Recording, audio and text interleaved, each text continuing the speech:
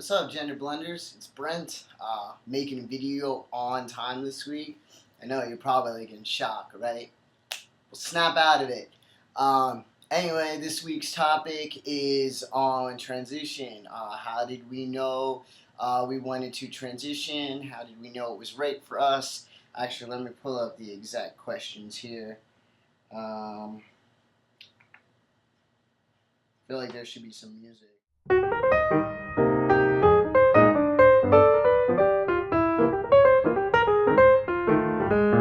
Know if transitioning is for you, or how did you know? How did you come to the conclusion that medical transition is for you or isn't? Um, well, it all started when my ex and I broke up back in September of 2008. And and she started dating a trans guy shortly after we broke up.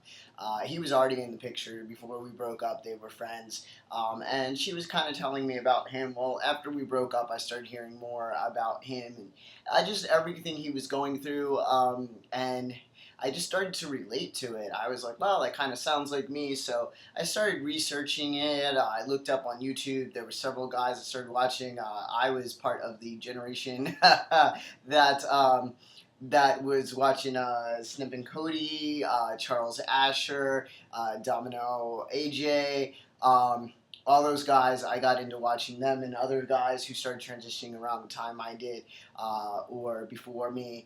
And as I watched that, I felt more sure that this is how I felt about myself. I was still nervous about what the steps to take. I started going by Brent, announcing that to people.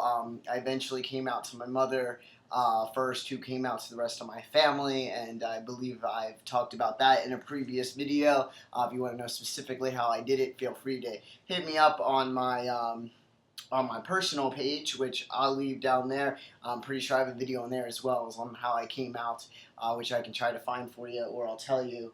But after that, my mom was like, well, if you're serious about this, look into what you got to do. So I looked into therapy. I found a therapist. I started going to her. I felt more sure throughout therapy that I needed the testosterone. That it was kind of like, it was weird because I didn't even know that I could change my gender beforehand. I was under the impression that you're born a certain way. I was under the impression that people could be born with both body parts.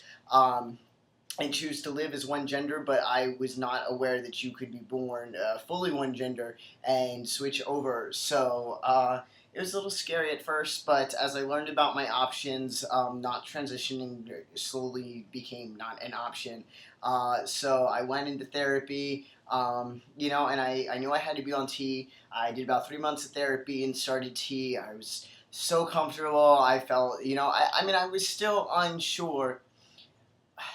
I guess living 29 years as a woman is just weird to all of a sudden transition, especially since you didn't even know. I didn't even know the whole time that this was an option. It was like, bam, it's an option. And then as soon as I realized it was an option, it was like there was no other option. I had to do this. But at the same time, I was still unsure about it because, all of a sudden, it was still new to me. Even though I felt so confident in it, it was still new to me. But I started the tea. I really started liking the effects and liking where it was going. And then I just felt like I had to have top surgery.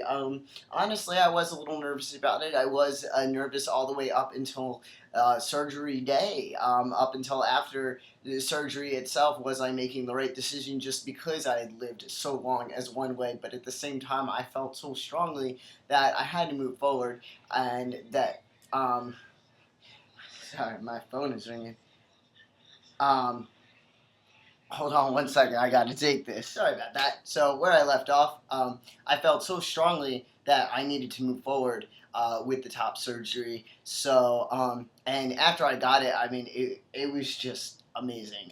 It was the greatest feeling in the world. I don't regret that decision at all. I don't see how I possibly ever could. It's just amazing, and I'm so comfortable now. I'm actually hopefully about to have my hysterectomy. Keep your fingers crossed. We're just working out the billing information right now, but should be scheduled for July 14th.